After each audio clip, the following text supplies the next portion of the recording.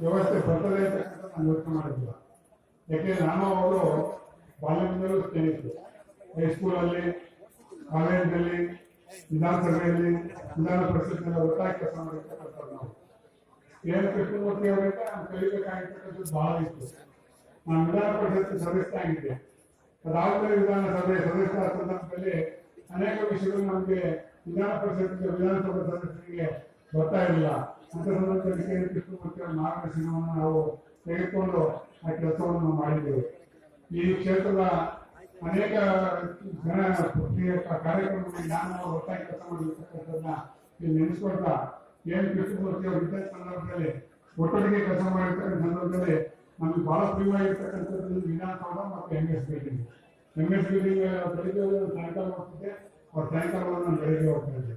ಅಷ್ಟೊಂದು KBM ಹೋಗಿ MS building ಇಂಥ ಒಂದು ಗ್ರ್ಯಾಂಡ್ ಮಾಡಿದೆ, ಅದನ್ನ ಆಕ್ಷನ್ ಮಾಡಿ ಕ್ಷೇತ್ರಕ್ಕೆ ಅಂತ ನಮಗೆ ಮಾರ್ಗದರ್ಶನ ಮಾಡ್ತಾ ಇರ್ತಕ್ಕಂಥ ಕೃಷ್ಣಮೂರ್ತಿ ಅವರನ್ನ